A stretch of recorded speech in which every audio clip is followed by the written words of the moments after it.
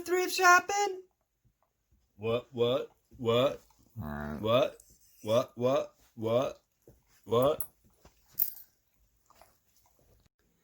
Hello, YouTube world. My name is Anthony Long. Welcome back to the Bluegrass Picker channel. Why did you come back? Sure glad you did. Anyway, I had the biggest flip I've had on eBay. And this one was a Facebook to eBay.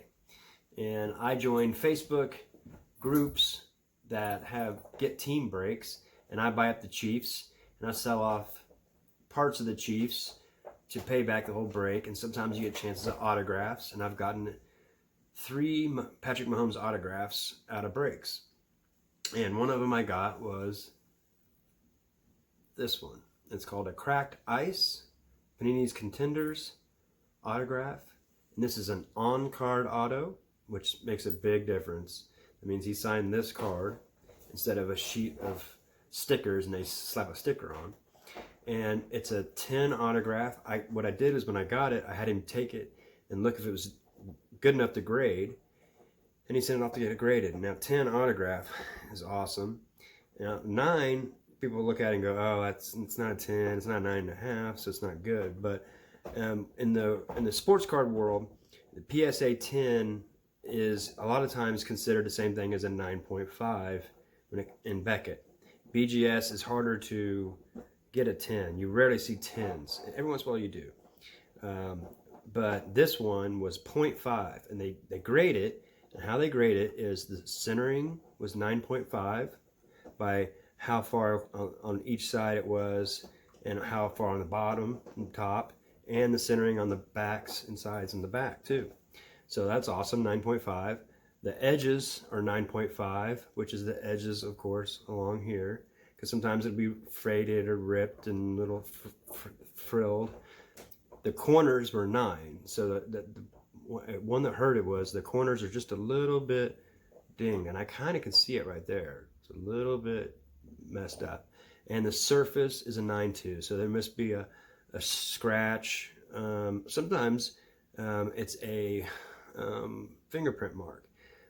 So if you don't have the surface, a lot of times you're supposed to clean it before you take it. A lot of times the surface is what gets everybody. And you can show you how to crack them and clean them and then send them back and get better grades, which happens quite often. But anyway, that being said, that means it was 0.5 away from being a 9.5. So it was almost this would have been a $3,000 or $4,000 card. Since it's numbered to 23. Where does it say? Yeah, numbered to 23. And also it's 16 of 23, which is one away from his jersey number.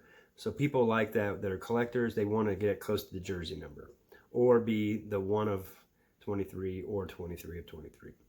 So it fit the mold of a lot of things here, and knowing there's only 23 of them, that also means that there's probably very few of them are going to even get graded. So even if one gets above a 9.5, it might only be 1 or 2.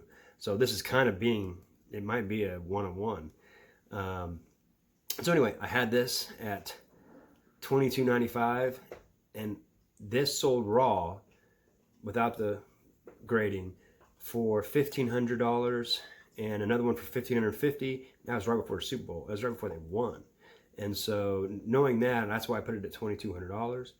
And I had a guy message me, and he said, would you take $1,995? And I said, that's a great offer. And he asked me, he offered $1,450. And I said, that's a great offer. I appreciate it.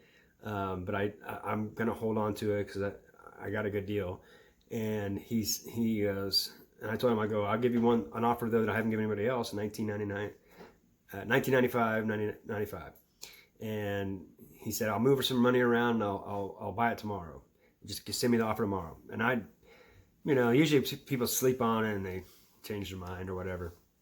Anyway, he sent me the message today. He wanted to buy it, and he bought it and paid.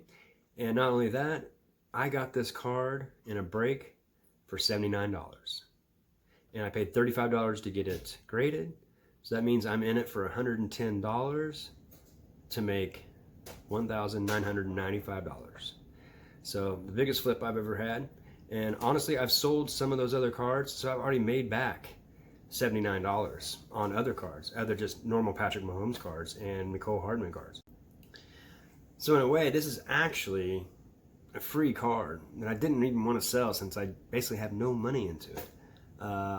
But knowing that I can get $2,000 and then make more money on that $2,000 between here and there, kind of hard not to do that too, because I don't even know if there's going to be an NFL season. I mean, I believe there will be, but don't know.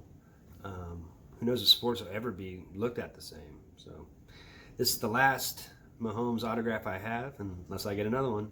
So this is the last time some of you that have to watch this see me selling one of these, right?